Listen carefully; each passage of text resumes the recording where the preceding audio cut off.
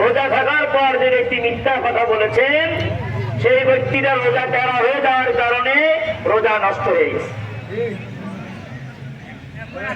অথচ রাসূল করিম সাল্লাল্লাহু আলাইহি ওয়াসাল্লাম বললেন, মান সামা রমাদানা ঈমানান ওয়া ইহতিসাবান গুফিরা লাহু মা তাকাদ্দামা মিন যামব।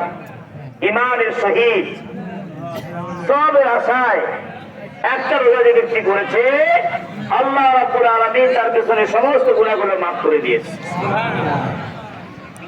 আরে এই দিন, এই সময় আমরা সামনের বছর আর পাবো কিনা জানি না। সম্মানিত ভাইরা আমার, আল্লাহ রাব্বুল আলামিন সূরাতুল বাকারার 2 নম্বর পারার 2 নম্বর পৃষ্ঠায় বলেছেন, ওয়ালা নাবলুওয়ান্নাকুম বিশাইইন মিনাল খাউফি ওয়াল জু'i ওয়া নাকসিম মিনাল আমওয়ালি ওয়াল আনফুসি ওয়াস সামারাত ওয়া বাশশিরিস সাবিরিন। আসলে বলেন, আল্লাযীনা ইযা আসাবাতুহুম মুসিবাতুন قالوا إنا لله وإنا إليه راجعون। আল্লাহ পাক বলছেন, আমি তোমাদেরকে সম্পদ দিয়ে পরীক্ষা করব, ক্ষুধা দিয়ে পরীক্ষা করব, আপনাকে কষ্ট দিয়ে পরীক্ষা করব। সুবহানাল্লাহ বলা যায় না?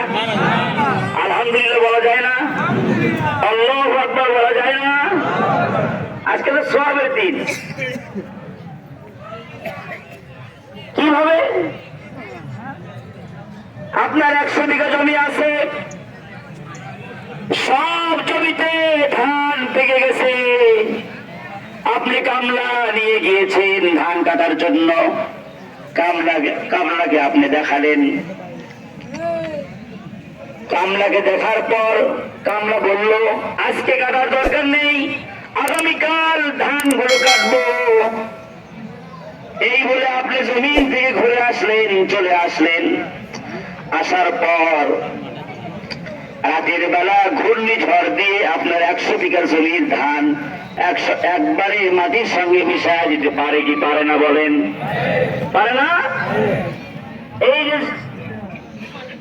ফসল দিয়ে আপনাকে পরীক্ষা করলো। আপনার ঘরে গরু আছে, গরুর দাম 1,20,000।